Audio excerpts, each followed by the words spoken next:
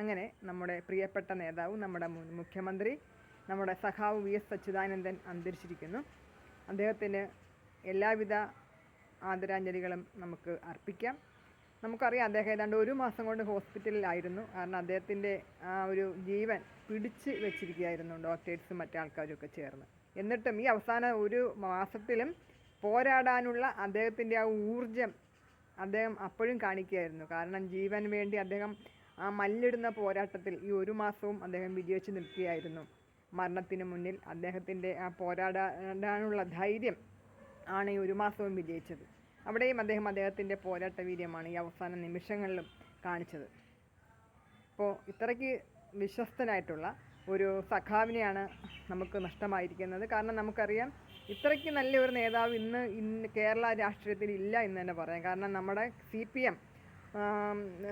M ഉണ്ടാക്കിയ പാർട്ടിയുടെ 10-32 പേർ ചേർന്നാണ് CPM ഉണ്ടാക്കിയത്. അതിൽ ഇന്ന് ജീവിച്ചിരിക്കുന്ന ഒരേ ഒരാൾ നമ്മുടെ വി.എസ്. അച്യുതാനന്ദൻ മാത്രമാണ്. നമുക്കറിയാം അദ്ദേഹം പണ്ട് ഇലക്ഷൻ നിന്ന നാളിലൊക്കെ പലവട്ടം കമ്മ്യൂണിസ്റ്റ് വിജയിച്ചത് തന്നെ അദ്ദേഹം മുഖ്യമന്ത്രിയാവുമെന്നുള്ള ആൾക്കാർക്കുള്ള ആ അമിതമായ ആഗ്രഹം കൊണ്ടാണ്. അദ്ദേഹത്തെ മുഖ്യമന്ത്രിയായി കാണാനും അദ്ദേഹത്തിൻ്റെ സേവനങ്ങൾ സ്വീകരിക്കാനുമുള്ള ആൾക്കാരുടെ അമിതമായിട്ടുള്ള ആ ഒരു ആഗ്രഹം കൊണ്ടാണ് 1-2 വട്ടം കമ്മ്യൂണിസ്റ്റ് പാർട്ടി നമ്മുടെ കേരളത്തിൽ വിജയിച്ചത്. പക്ഷേ അദ്ദേഹം ലാസ്റ്റ് ഒരു വട്ടം അദ്ദേഹം മുഖ്യമന്ത്രി ആവുമെന്ന് നമ്മൾ പ്രതീക്ഷിച്ചു.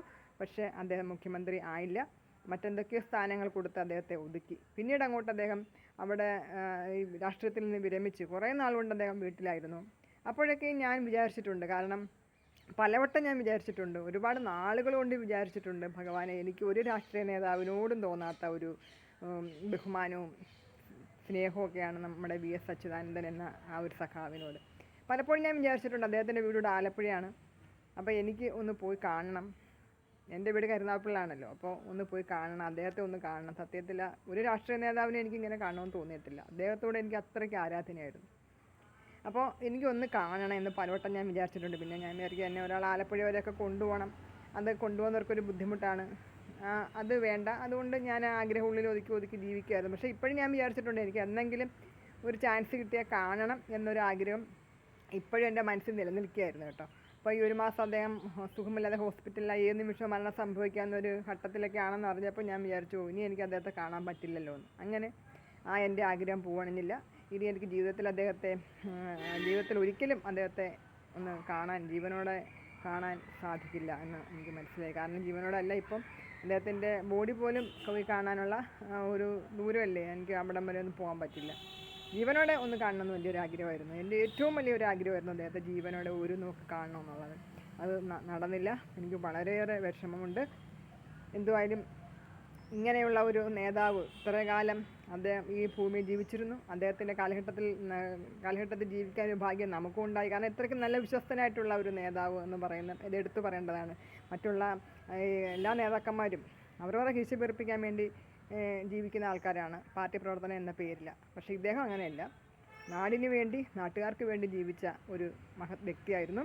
അപ്പോൾ അങ്ങനെ അദ്ദേഹം നമ്മളെയൊക്കെ വിട്ടു പോയിരിക്കുന്നു. ഇനി അതേപോലുള്ള ഒരു നേതാവ്, അദ്ദേഹത്തിൻ്റെ കൂട്ടുള്ള ഒരു സഖാവ്, ഒരു നേതാവൊക്കെ കേരളത്തിലുണ്ടായി വരുമോ എന്ന് നമുക്ക് സംശയിക്കേണ്ടിയിരിക്കുന്നു. വളരെ അതുപോലുള്ള നേതാക്കന്മാരൊന്നും ഇനി